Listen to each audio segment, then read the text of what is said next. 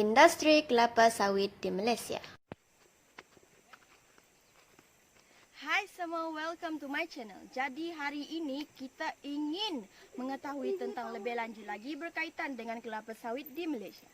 Saya sekarang berada di lokasi di Jugir, Betong, Sarawak, iaitu di ladang milik Encik Jocelyn Taib Anak Brok yang seluas 33 ekar.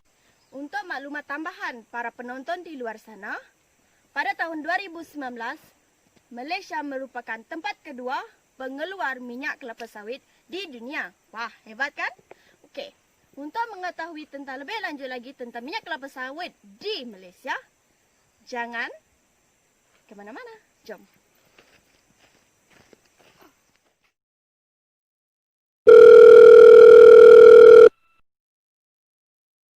Hai semua, kembali lagi bersama saya Esmeralda. Pada pagi ini, kita akan bertanya atau menemu ramah salah seorang pakar yang lebih berpengalaman dalam industri kelapa sawit ini. Jadi kita akan menjemput Encik Hendrik Han. Adakah anda di dalam talian sekarang? Ya, saya Hendrik Hans. Selamat pagi.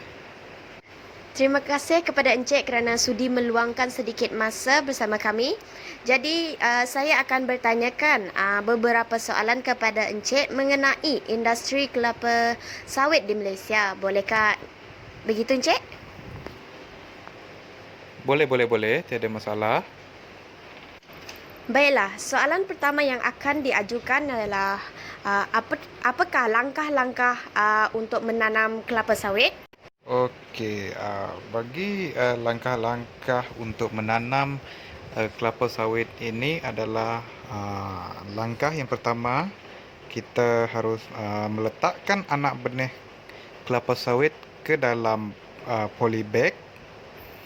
Dan langkah yang kedua, kita harus menyiram sehari sebelum anak benih kelapa sawit tersebut ditanam untuk menjaga kelembapan tanah supaya tak kering. Dan langkah yang ketiga pula adalah kita koyakkan bahagian tepi polybag bagi memudahkan proses pemindahan anak benih kelapa sawit ke dalam lubang tanah yang sudah dicangkul tadi. Dan langkah yang terakhir iaitu menimbun benih kelapa sawit dengan tanah. Baiklah, untuk soalan yang kedua daripada penonton, bagaimanakah kita ingin mengetahui grade kelapa sawit itu berdasarkan tandan? Macam mana ya, Encik? Okey, baiklah. Grade sawit berdasarkan tandan. Grade sawit ni dia terdapat 3 ataupun 4 grade sawit seperti grade A, grade B dan grade C.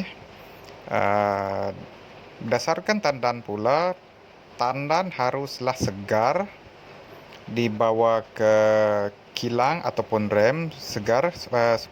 Contohnya seperti haruslah dihantar 24 jam selepas waktu penuaian. Dan pastikan tidak terdapat seperti tandan-tandan busuk, tandan kosong, tandan yang mengkal dihantar ke kilang.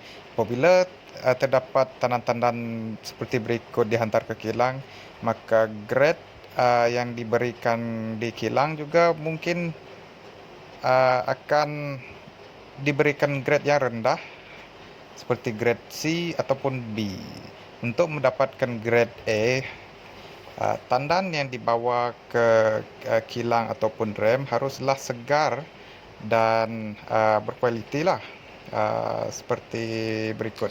Dan soalan terakhir daripada saya ialah apakah agensi yang terlibat dalam memajukan industri kelapa sawit ini?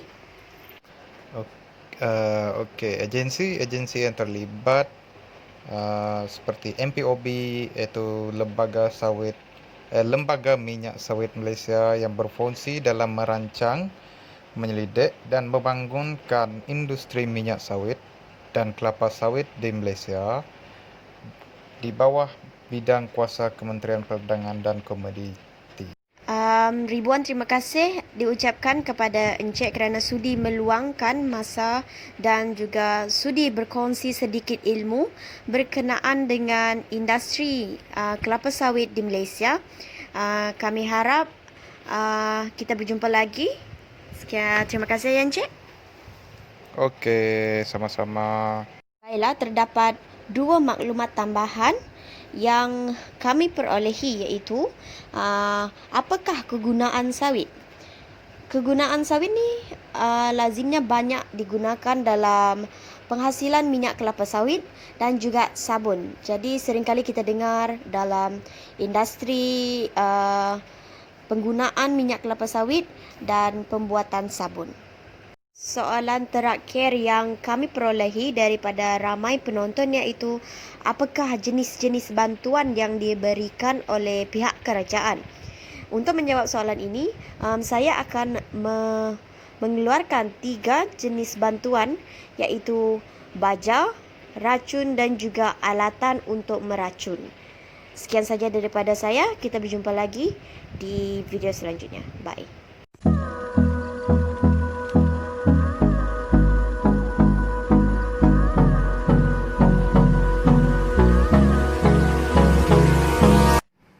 Di dalam video ini, Encik Jocelyn Tait sedang melakukan penuaian ke atas tandan pokok kelapa sawit yang telah masak.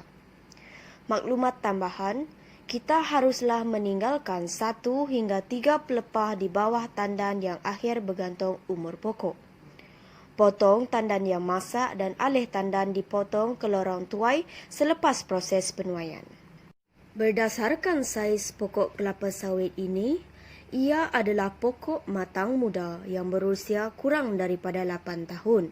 Pusingan menuai ialah 7 hingga 10 hari dan 3 pusingan per bulan.